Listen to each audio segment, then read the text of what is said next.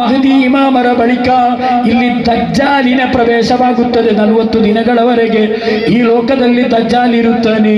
ಆ ಬಳಿಕ ಈಸಾ ನಬಿ ಅಲೈಹಿಸ್ಸಲಾಂ ಆಕಾಶದಿಂದ ಇಳಿದು ಬಂದು ಬಾಬುಲುದ್ ಎಂಬ ಸ್ಥಳದಲ್ಲಿ ದಜ್ಜಾಲ್ನನ್ನು ಕೊಲ್ಲಲಿಕ್ಕಿದ್ದಾರೆ.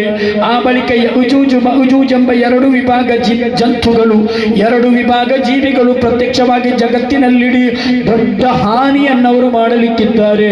ಕೊನೆಗೆ ಈಸಾ ನಬಿಯವರ ಪ್ರಾರ್ಥನೆಯ ಕಾರಣದಿಂದ ಆ ಯಜೂಜ್ ಮಜೂಜ್ಗಳ ಅವರ ಆ ಹೆಗಲಿನಲ್ಲಿ ಹುಳುಗಳುಂಟಾಗಿ ಆ ಯಜೂಜ್ ಮಜೂಜ್ಗಳೆಲ್ಲ ಸತ್ತು ಬೀಳುತ್ತದೆ.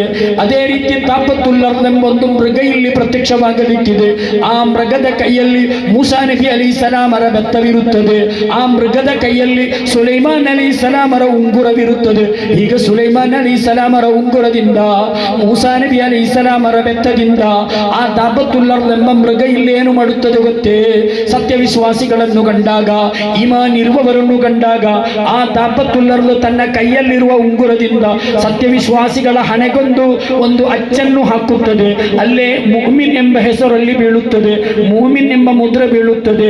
ಅದೇ ಸಂದರ್ಭದಲ್ಲಿ ಕಾಫರ್ಗಳನ್ನು ಕಂಡಾಗ, ಮುನಾಫಿಕ್ಗಳನ್ನು ಕಂಡಾಗ, ಈಮಾನ್ ಇಲ್ಲದವರನ್ನು ಕಂಡಾಗ ಆ ತಾಪತುಲ್ ಅರ್ದ್ ಎಂಬ ಮೃಗ ತನ್ನ ಕೈಯಲ್ಲಿರುವ ಬೆತ್ತದಿಂದ ಅವರ ಹಣೆಗೊಂದು ಒಂದು ಗುದ್ದನ್ನು ಗುದ್ದುತ್ತದೆ.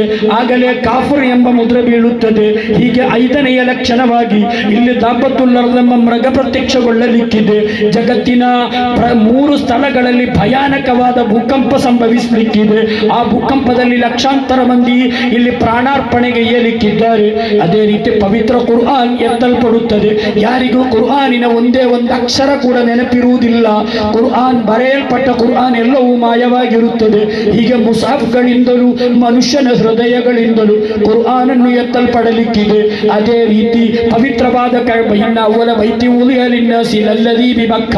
ಈ ಜಗತ್ತಿನಲ್ಲಿ ನಿರ್ಮಿಸಲ್ಪಟ್ಟ 1ನೆಯ ಭವನ, ಮಲಕಿಗಳಿಂದ ನಿರ್ಮಿಸಲ್ಪಟ್ಟ ಮೊಟ್ಟ ಮೊದಲ ಭವನ, ಹಜರುಲ್ ಅಸ್ವದ್ ಎಂಬ ಸ್ವರ್ಗದ ಶಿಲೆಯಿರುವ ಭವನ. ಆ ಭವನವನ್ನು ಇಲ್ಲಿ ಕೆಡವಲ್ಪಡಲಿಕ್ಕಿದೆ. ಅದೇ ರೀತಿ ಅಲ್ಲಾಹನ ರಸೂಲರು ಹೇಳುತ್ತಾರೆ, ಕಿಯಾಮತ್ ದಿನದ ಮತ್ತೊಂದು ಲಕ್ಷಣವಾಗಿದೆ. ಇದೇ ಮಶ್ರಿಕ್ನಿಂದ ಉದಿಸುತ್ತಿದ್ದ ಸೂರ್ಯ, ಮಗ್ರಿಬಿನಲ್ಲಿ ಅಸ್ತಮಿಸುತ್ತಿದ್ದ ಸೂರ್ಯ, ಅದು ಮಗ್ರಿಬಿನಿಂದ ಉದಿಸಿ ಮಶ್ರಿಕ್ನಲ್ಲಿ ಅಸ್ತಮಾನಗೊಳ್ಳುತ್ತದೆ. ಅದೇ ರೀತಿ ಕಟ್ಟಕಡೆಯ ಲಕ್ಷಣ, ಯಮನ್ನಲ್ಲಿ ದೊಡ್ಡದಾದ ಒಂದು ಅಗ್ನಿ ಹೊರಡುತ್ತದೆ, ಅಥವಾ ಒಂದು ಅಗ್ನಿ ಸ್ಫೋಟವಾಗುತ್ತದೆ ಯಮನ್ನಲ್ಲಿ. ಆ ಅಗ್ನಿಯ ಅದರ ಹೊಗೆ ಜಗತ್ತಿಡೀ ಆವರಿಸುತ್ತದೆ.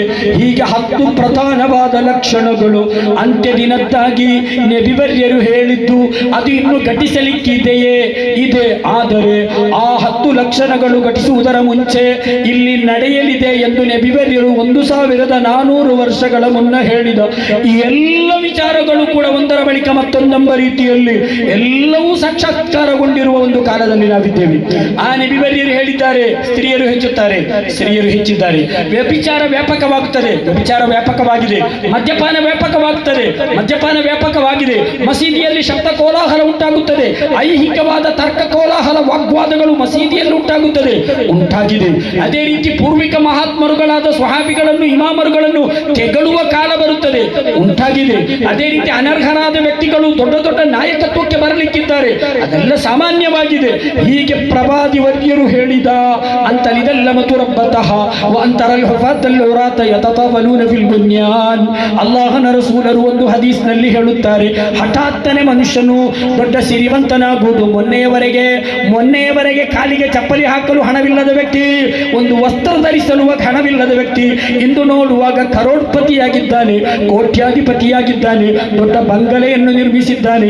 ಆ ಬಂಗಲೆಯಲ್ಲಿ ತನ್ನ ಕಾಲುಗಳನ್ನೆಲ್ಲ ದೂರಕ್ಕೆ ಚಾಚಿ ಕುಳಿತುಕೊಂಡಿದ್ದಾನೆ. ಈ ರೀತಿ ಹಠಾತ್ತನೆ ಸಂಪತ್ತುಂಟಾಗುವುದು ಅದು ಅಂತ್ಯದಿನದ ಲಕ್ಷಣವೆಂದು ನಬಿವರ್ಯರು ಹೇಳಿದ್ದಾರೆ. ಅದೇ ರೀತಿ ಸ್ವಂತ ತಂದೆ ತಾಯಿಯಂದಿರನ್ನು ದಾಸರುಗಳಂತೆ, ಸೇವಕರುಗಳಂತೆ ಮಕ್ಕಳು ಅವರೊಂದಿಗೆ ವರ್ತಿಸುವ ಕಾಲ.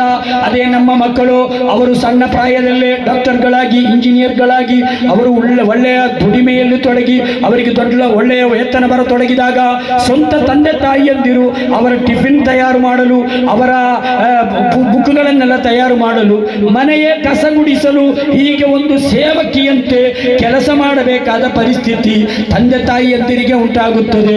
ಅಥವಾ ಮಕ್ಕಳು ತಂದೆ ತಾಯಿಯಂದಿರನ್ನು ಕೆಲಸದಾಳುಗಳಂತೆ ನೋಡುವ ಕಾಲ ಬರಲಿದೆ. ನಬಿಗಳು ಹೇಳಿದ್ದಾರೆ, ಅದು 100% ಇಲ್ಲಿ ಸಂಭವಿಸಿದೆ. ಇದತ್ತು ಹಿದಲ್ ಫೈ ಉದಿಬಲ ವಲ್ಲಮಾನತ್ತು ಮಗನಮ ವಜ್ಜಕಾತು ಮಗರಮ وتعلم لغير الدين وعق أمه واقص أباه وظهرت القينات والمعازف ಹಬೀಬರಾದ ರಸೂಲುಲ್ಲಾಹಿ ಸಲ್ಲಲ್ಲಾಹು ಅಲೈಹಿ ವಸಲ್ಲಂ ಅವರು ಹೇಳಿದ್ದಾರೆ, ಸಾರ್ವಜನಿಕ ಸೊತ್ತನ್ನು ಸ್ವಂತ ಸೊತ್ತೆಂಬ ರೀತಿಯಲ್ಲಿ ಉಪಯೋಗಿಸಲ್ಪಡಲಿರುವ ಕಾಲ. ಧನಿಕರು ತಮ್ಮ ಜಕಾತನ್ನು ನೀಡದೆ ಜಕಾತನ್ನು ಅದನ್ನು ಜೋಪಾನವಾಗಿಡುವ ಕಾಲ. ಹೀಗೆ ಶಬ್ದ ಕೋಲಾಹಲಗಳು ಮಸೀದಿಯಲ್ಲಿ ಹೇಳುವ ಕಾಲ, ಮದ್ಯಪಾನ ವ್ಯಾಪಕವಾಗುವ ಕಾಲ, ವ್ಯಭಿಚಾರ ವ್ಯಾಪಕವಾಗುವ ಕಾಲ, ಸ್ತ್ರೀಯರು ಹೆಚ್ಚಾಗುವ ಕಾಲ. ವಕಾನ ಝഈಮಲ್ ಕೌಮಿ ಅರ್ದಲುಹುಂ, ಸಮುದಾಯದಲ್ಲಿ ಅತ್ಯಂತ ನಿಕೃಷ್ಟ ವ್ಯಕ್ತಿ ದೊಡ್ಡ ನಾಯಕನಾಗುವ, ಮಸೀದಿಯ ಪ್ರೆಸಿಡೆಂಟ್ ಆಗುವ ಕಾಲ. ಹೀಗೆ ಪ್ರವಾದಿ ವರ್ಯರು ಹೇಳಿದ ಕಿಯಾಮತ್ ದಿನದ ಬಹುತೇಕ ಸಣ್ಣ ಲಕ್ಷಣಗಳೆಲ್ಲವೂ 100% ಘಟಿಸುತ್ತಿರುವ ಒಂದು ಸಂದರ್ಭದಲ್ಲಿ ನಾವಿದ್ದೇವೆ. ನಾನು ಹೇಳುತ್ತಿರುವುದು ಪ್ರೀತಿಯ ಸಮುದಾಯ ಬಾಂಧವರೇ,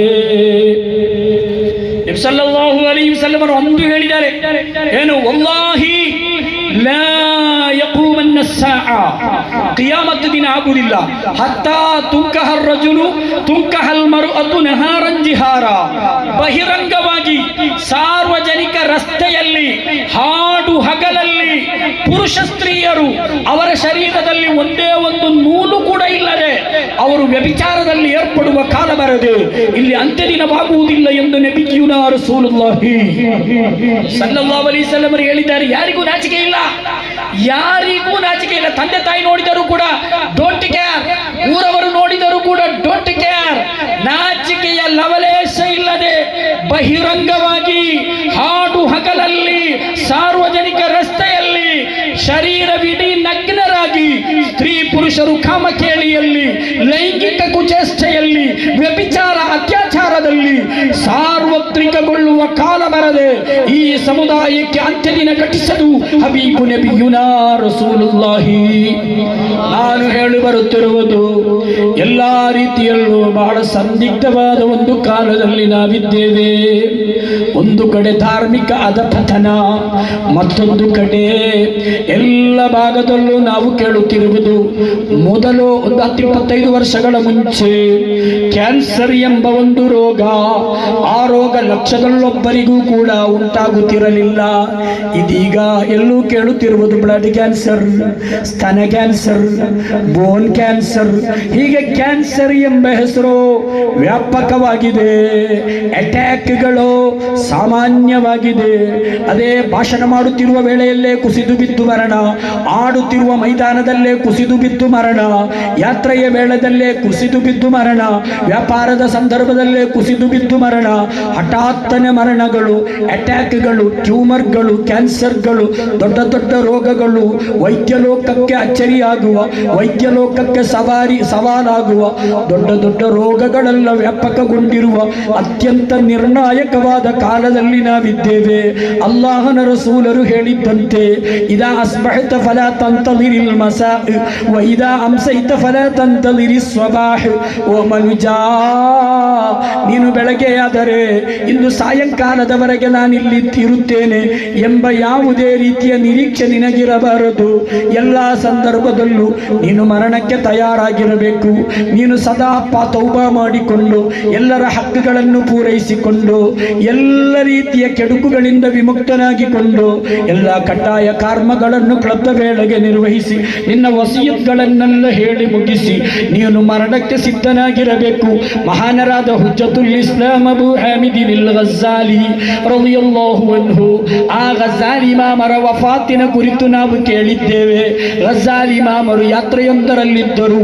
ಅವರಿಗೆ ಹಠಾತ್ತನೆ ಒಂದು ನ್ಯೂಸು, ಇಲಾಹಿ ಇಲಾಹಿ ನ್ಯೂಸ್ ಬರುತ್ತದೆ, ಮಲಾಯಿಕಗಳ ಮೂಲಕ ಒಂದು ಸಂದೇಶ ಬರುತ್ತದೆ, ಗಜಾಲಿ ಮಾಮರೇ ನಿಮ್ಮ ಮರಣದ ವೇಳೆ ಸಮೀಪವಾಗಿದೆ. ಗಜಾಲಿ ಮಾಮರಿಗೆ ಸಂತೋಷವಾಗುತ್ತದೆ, ನಾನು ನನ್ನ ರಬ್ಬಿನ ದರ್ಶನಕ್ಕಾಗಿ ಹೊರಡುತ್ತಿದ್ದೇನೆ. ಆನಂದ ತುಂದಿಲನಾದ, ಸಂತೋಷ ಭರಿತರಾದ ಮಹಾನರಾದ ಇಮಾಮ್ ಹುಜ್ಜತುಲ್ ಇಸ್ಲಾಂ ಅಬೂ ಹಾಮಿದಿನ್ ಅಲ್ ಗಜಾಲಿ ರದಿಯಲ್ಲಾಹು ಅನ್ಹು ಅವರು ಬೇಗನೆ ಮನೆಗೆ ಓಡಿ ಬರುತ್ತಾರೆ. ಮನೆಗೆ ಓಡಿ ಬಂದು ಅವರು ಚೆನ್ನಾಗಿ ಸ್ನಾನ ಮಾಡುತ್ತಾರೆ, ಅಂಗ ಸ್ನಾನ ಉದುಗು ಮಾಡುತ್ತಾರೆ, 2 ರಕಾಯತ್ ನಮಾಜು ಮಾಡುತ್ತಾರೆ. ಬಳಿಕ ವಸಿಯತ್ಗಳನ್ನು ಹೇಳತೊಡಗುತ್ತಾರೆ. ಬಳಿಕ ಅವರು ಸ್ವಯಂ ಕಫನ್ ವಸ್ತ್ರವನ್ನು ಸ್ವಯಂ ಧರಿಸುತ್ತಾರೆ.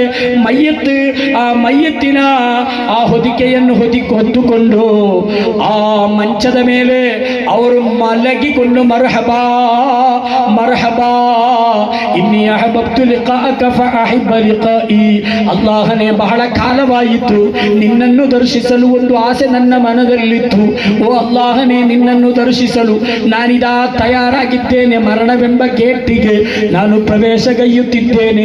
ಅಲ್ಲಾಹನೇ ನನ್ನ ಮನದಲ್ಲಿ ಅಂಕುರಿಸಿದ್ದ ಆಸೆ, ನನ್ನ ಮನದಲ್ಲಿ ಹೆಮ್ಮರವಾಗಿ ಬೆಳೆದಿದ್ದ ಆಸೆ, ಯಜಮಾನನಾದ ನಿನ್ನನ್ನು ನಾನು ನನ್ನ ಮನಸಾರೆ ನನ್ನ ಆಸೆ ತೀರುವಷ್ಟು ನೋಡಬೇಕೆಂದಾಗಿದೆ.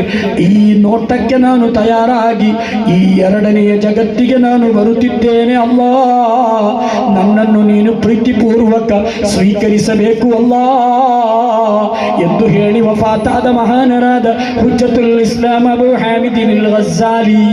ಓ ನನ್ನ ಪ್ರೀತಿಯ ಬಾಂಧವರೇ, ಅದೆಲ್ಲ ಇಮಾಮರುಗಳ ಘಟನೆಯಾಗಿದ್ದರೆ ಇಲ್ಲಿ ಕಣ್ಣಾರೆ ಕಂಡ ನಮ್ಮ ಅನುಭವದ ಹಲವು ಮಹಾತ್ಮರ ಕುರಿತು ನಮಗೆ ಹೇಳಲಿಕ್ಕಿದೆ. ನಿಮಗೆ ಗೊತ್ತಿದೆಯೇ, ಉಡುಪಿಯ, ಶಿವಮೊಗ್ಗದ, ಚಿಕ್ಕಮಗಳೂರಿನ ಕಾಜಿಯಾಗಿದ್ದ ಮಹಾನರಾದ ಬೇಕಲ್ ಉಸ್ತಾದ್ ಸುಮಾರು 4 ವರ್ಷಗಳ ಮುನ್ನ ನಮ್ಮಿಂದ ಅಗಲಿ ಹೋಗಿದ್ದರು. ಆ ಉಡುಪಿಯ, ಶಿವಮೊಗ್ಗದ, ಚಿಕ್ಕಮಗಳೂರಿನ ಸಂಯುಕ್ತ ಕಾಜಿಯಾಗಿದ್ದ ಬೇಕಲ್ ಉಸ್ತಾದರವರು ವಫಾತಾಗುವ ವೇಳೆಯಲ್ಲಿ ಮೇಲಕ್ಕೆ ನೋಡಿ ಅಸ್ಸಲಾಮು ಅಲೈಕುಂ ಅಸ್ಸಲಾಮು ಅಲೈಕುಂ ಅಸ್ಸಲಾಮು ಅಲೈಕುಂ ಅಸ್ಸಲಾಮು ಅಲೈಕುಂ ನಿರಂತರವಾಗಿ ಸಲಾಮನ್ನು ಹೇಳಿ ಓ ಮನೆಯವರೊಂದಿಗೆ, ತಮ್ಮ ಮಕ್ಕಳೊಂದಿಗೆ, ಪತ್ನಿಯೊಂದಿಗೆ ಹೇಳುತ್ತಾರೆ, ನನ್ನ ಈಮಾನ್ ಗಟ್ಟಿಯಾಗಿದೆ, ನನ್ನ ಯಕೀನ್ ಗಟ್ಟಿಯಾಗಿದೆ, ನಾನು ನನ್ನ ಒಳ್ಳೆಯ ಬೋಧದೊಂದಿಗಿದ್ದೇನೆ ಎಂದು ಹೇಳುತ್ತಾ ಕಲಿಮತ್ತು ತೌಹೀದ್ ಬಹಳ ಸ್ಫುಟವಾಗಿ ಉಚ್ಚರಿಸಿ ಮಹಾನರಾದ ಬೇಕಲ್ ಉಸ್ತಾದ್ ವಫಾತಾಗುತ್ತಾರೆ. ಸ್ವಲ್ಪ ಮುನ್ನ ಬಹುಮಾನ್ಯರಾದ ತಾಜು ಶರಿಯಾ ಅಲಿ ಕುಂಜಿ ಉಸ್ತಾದರು ವಫಾತಾಗುತ್ತಾರೆ. ಹಬೀಬರಾದ ರಸೂಲುಲ್ಲಾಹಿ ಸಲ್ಲಲ್ಲಾಹು ಅಲೈಹಿ ವಸಲ್ಲಮರನ್ನು ಸದಾ ಸ್ವಪ್ನದಲ್ಲಿ ಬೇಕಲ್ ಉಸ್ತಾದ್ರವರು ಕಂಡಿದ್ದಾರೆ. ಸದಾ ಸ್ವಪ್ನದಲ್ಲಿ ಶೈಖುನಾ ಅಲಿ ಕುಂಜಿ ಉಸ್ತಾದ್ರವರು ಕಾಣುತ್ತಿದ್ದರು. ಮಹಾನರಾದ ಎಮ್ಮೆ ಉಸ್ತಾದ್ರವರು ಕಂಡಿದ್ದರು. ತಾಳೆಕೋಡು ಉಸ್ತಾದ್ರವರು ಕಂಡಿದ್ದರು. ನಾನು ಹೇಳಿ ಬರುತ್ತಿರುವುದು ಆ ಮಹಾತ್ಮರುಗಳ ವಫಾತ್ 2 ತಿಂಗಳ ಮುಂಚೆ ಕುರ್ರತ್ತು ಸಾದಾತ್ ಕೂರತ್ತು ತಂಗಲ್ ವಫಾತಾದರು. ಕೂರತ್ತು ತಂಗಲ್ ಮನೆಯವರನ್ನೆಲ್ಲ ಕರೆದು ನನ್ನನ್ನು ಗೌಸುಲ್ ಆಲಂ ಕರೆಯುತ್ತಿದ್ದಾರೆ, ನಾನು ಹೊರಡುತ್ತಿದ್ದೇನೆ, ನೀವು ಹೆದರಬೇಡಿರಿ, ನಿಮ್ಮ ಕಾರ್ಯಗಳನ್ನೆಲ್ಲ ನಾನು ವಹಿಸಿದ್ದೇನೆ ಎಂದೆಲ್ಲ ಹೇಳುತ್ತಾ ಮಹಾನರಾದ ಕೂರತ್ತಂಗಲ್ರವರು ಬಹಳ ಸ್ಫುಟವಾಗಿ ಕಲಿಮತ್ತು ತೌಹೀದ್ ಉಚ್ಚರಿಸಿ ಅಲ್ಲಾಹ್ ಅಲ್ಲಾಹ್ ಎಂದು ಹೇಳುತ್ತಾ ಮಹಾನರಾದ ಕೂರತ್ತು ತಂಗಲ್ ವಫಾತ್ ಆಗುತ್ತಾರೆ. ಪುಸೋಟು ತಂಗಲ್ರವರ ವಫಾತ್, ಮಹಾನರಾದ ತಾಹಿರುಲ್ ಅಹ್ದಲ್ ತಂಗಲ್ರವರ ವಫಾತ್ ಎಲ್ಲವೂ ಇದೇ ರೀತಿಯಲ್ಲೇ ಆಗಿತ್ತು. ಶೈಖುನಾ ತಾಜುಲ್ ಉಲಮಾ ಉಸ್ತಾದರವರ ವಫಾತ್ ಅದೇ ರೀತಿಯದ್ದಾಗಿತ್ತು. ನೆಲ್ಲಿಕುತ್ತು ಉಸ್ತಾದರ, ಬಹುಮಾನ್ಯ ಚೆರುಶೋಲ ಉಸ್ತಾದರ, ಹೀಗೆ ದೊಡ್ಡ ದೊಡ್ಡ ನಮ್ಮ ಆಲಿಮೀನ್ಗಳ, ಸಾದಾತೀನ್ಗಳ ಅವರ ವಫಾತ್ ಎಲ್ಲವೂ ಪೂರ್ಣವಾದ ವಿಜಯದೊಂದಿಗೆ ಅವರು ಮರಣ ಹೊಂದಿದ್ದಾರೆಂದು ನಮಗೆ ಖಚಿತಪಡಿಸಬಹುದಾದ ರೀತಿಯಲ್ಲಾಗಿತ್ತು. ನಾನು ಹೇಳುತ್ತಿರುವುದು ಪ್ರೀತಿಯ ಯುವಕರೊಂದಿಗೆ, ಪ್ರೀತಿಯ ಯುವತಿಯರೊಂದಿಗೆ, ಪ್ರೀತಿಯ ಸಮುದಾಯ ಬಾಂಧವರೊಂದಿಗೆ, ಪ್ರೀತಿಯ ಮಾತೆಯರೊಂದಿಗೆ, ಸಹೋದರಿಯರೊಂದಿಗೆ, ನನ್ನ ಸ್ವಶರೀರದೊಂದಿಗೆ ನಾನು ಬಹಳ ಪ್ರೀತಿಪೂರ್ವಕವಾಗಿ ಹೇಳಲೆ, ಈ ನೈಮಿಷಿಕ ಆಟಕ್ಕೋಸ್ಕರ ಸೃಷ್ಟಿಸಲ್ಪಟ್ಟವರಲ್ಲ ನಾವು. 5 ನಿಮಿಷದ ಸುಖಕ್ಕೆ ಹೋಗಿ, ವ್ಯಭಿಚಾರಕ್ಕೆ ಹೋಗಿ, ಕಾಲದ ಶಾಶ್ವತವಾದ ವಿಜಯವನ್ನು ನಷ್ಟಪಡಿಸಬೇಕಾದವರಲ್ಲ ನಾವು. ಸ್ವಲ್ಪ ಜವಾಬ್ದಾರಿಯುತರಾಗಬೇಕು ನಾವು. 5 ಸಮಯದ ನಮಾಜನ್ನು ಕರ್ತವ್ಯಗಳಿಗೆ ನಾವು ನಿರ್ವಹಿಸಬೇಕು. ಪುರುಷರೇ ಸಾಧ್ಯವಾದಷ್ಟು ಮಸೀದಿಗೆ ಆಗಮಿಸಿ ಅವ್ವಲ್ ವಕ್ತಿನಲ್ಲಿ ಇಮಾಮ್ ಜಮಾಅತಿನೊಂದಿಗೆ ನಮಾಜನ್ನು ನಿರ್ವಹಿಸಲು ನೀವು ಸಮಯ ಕಾಣಬೇಕು. ಓ ಸ್ತ್ರೀಯರೇ, ಯಾವ ಕಾರಣಕ್ಕೂ ಆಲಸ್ಯತನ ತೋರದೆ, ನಮಾಜಿನಲ್ಲಿ ಯಾವುದೇ ರೀತಿಯ ಮೈಗಳ್ಳತನ ತೋರದೆ, ಕ್ಲಪ್ತ ವೇಳೆಗೆ ಅದಾ ಆಗಿ ಅವ್ವಲ್ ವಕ್ತಿನಲ್ಲಿ ನೀವು ನಮಾಜನ್ನು ನಿರ್ವಹಿಸಬೇಕು. ಸಾಧ್ಯವಾದಷ್ಟು ಐಚ್ಛಿಕ ಸುನ್ನತ್ ನಮಾಜ್ಗಳನ್ನು ಹೆಚ್ಚಿಸಬೇಕು. ತಹಜ್ಜುದ್ ನಮಾಜ್ ಇಲ್ಲದ ದಿನವಿರಬಾರದು. ತಹಿಯತ್ ಮಸೀದಿಗೆ ಪ್ರವೇಶಿಸಿ ಪ್ರವೇಶಿಸಿದರೆ ನಿರ್ವಹಿಸಬೇಕು. ಎಲ್ಲ ದಿನ ವಿತರ್ ನಮಾಜನ್ನು ರೂಢಿ ಮಾಡಬೇಕು, ಲುಹಾ ನಮಾಜನ್ನು ರೂಢಿ ಮಾಡಬೇಕು. ಫರ್ಲ್ ನಮಾಜ್ಗಳ ಮುಂಚೆ ಮತ್ತು ನಂತರವಿರುವ ರವಾತಿಬ ನಮಾಜ್ಗಳನ್ನು ರೂಢಿ ಮಾಡಬೇಕು. ಹೀಗೆ ನಮಾಜನ್ನು ಪ್ರೀತಿಸಬೇಕು. ಅಲ್ಲಾಹನ ರಸೂಲರೊಂದಿಗೆ ನಿನ್ನ ಆಸೆ ಏನು ಎಂದು ನಬಿವರ್ಯರು ಕೇಳಿದಾಗ ಮಹಾನರಾದ ರಬೀಅತ್ ಇಬ್ನ್ ಕಅಬ್ ಅಲ್-ಅಸ್ಲಮಿ ರದಿಯಲ್ಲಾಹು ಅನ್ಹು ರವರು ಹೇಳಿದ ಉತ್ತರ, ಅಸ್ಅಲುಕ ಮುರಾಫಕತಕ ಫಿಲ್ ಜನ್ನಾ. ಓ ನಬಿವರ್ಯರೇ, ನನ್ನ ಆಸೆ ತಮ್ಮೊಂದಿಗೆ ಸ್ವರ್ಗದಲ್ಲಿ ನನಗೆ ಬದುಕಬೇಕು. ಸ್ವರ್ಗ ನನಗೆ ಕಾಲಿ ಲಭಿಸಿದರೆ ಸಾಲದು, ಸ್ವರ್ಗದ ಯಾವುದೇ ಒಂದು ಮೂಲೆಯಲ್ಲಿ ನಾನಾದರೂ ಸಾಲದು, ನನಗೆ ತಮ್ಮನ್ನು ನೋಡುತ್ತಿರಬೇಕು, ಸ್ವರ್ಗದಲ್ಲಿ ತಮ್ಮೊಂದಿಗೆ ನಾನಿರಬೇಕು. ಇದು ನನ್ನ ಬಯಕೆ, ಇದು ನನ್ನ ಆಸೆ, ಇದು ನನ್ನ ಆಕಾಂಕ್ಷೆ. ಮಹಾನರಾದ ರಬೀಅತ್ ಇಬ್ನ್ ಕಅಬ್ ಅಲ್-ಅಸ್ಲಮಿ ರದಿಯಲ್ಲಾಹು ಅನ್ಹು ರವರು ಹೇಳಿದಾಗ ಅಲ್ಲಾಹನ ರಸೂಲರು ಹೇಳಿದ್ದು, ನಾನು ಅದನ್ನು ವಹಿಸಿದೆ. ನಿನಗೆ ಸ್ವರ್ಗದಲ್ಲಿ ನನ್ನೊಟ್ಟಿಗೆ ಬದುಕುವ ಅವಕಾಶವನ್ನು ಅಲ್ಲಾಹನಿಂದ ತೆಗೆದುಕೊಡಲು ನಾನು ವಹಿಸಿದೆ. ಆದರೆ ನನಗೆ ನಿನ್ನಿಂದ ಒಂದು ಉಪಕಾರ ಬೇಕಿದೆ, ಒಂದು ಬೆಂಬಲ ಬೇಕಿದೆ, ಒಂದು ಸಾಕಾರ ಬೇಕಿದೆ. ಏನದು ಗೊತ್ತೇ? ಹಬೀಬರಾದ ರಸೂಲುಲ್ಲಾಹಿ ಸಲ್ಲಲ್ಲಾಹು ಅಲೈಹಿ ವಸಲ್ಲಮರು ಆ ಮಹಾನರಾದ ರಬೀಅತ್ ರಲಿಯಲ್ಲಾಹು ಅನ್ಹು ರವರೊಂದಿಗೆ ಹೇಳುತ್ತಾರೆ, ಫಅಇನ್ನಿ ಅಲಾ ನಫ್ಸಿಕ ಬಿಕಸರತಿ ಸುಜೂದ್, ಫಅಇನ್ನಿ ಅಲಾ ನಫ್ಸಿಕ ಬಿಕಸರತಿ ಸುಜೂದ್. ಓ ರಬೀಆ, ಸ್ವರ್ಗದಲ್ಲಿ ನನ್ನೊಂದಿಗೆ ಬದುಕುವ ಚಾನ್ಸ್ ನಾನು ನಿನಗೆ ನೀಡುತ್ತೇನೆ. ಆದರೆ ನಿನಗೂ ಕೂಡ ಒಂದು ಯೋಗ್ಯತೆ ಬೇಕು.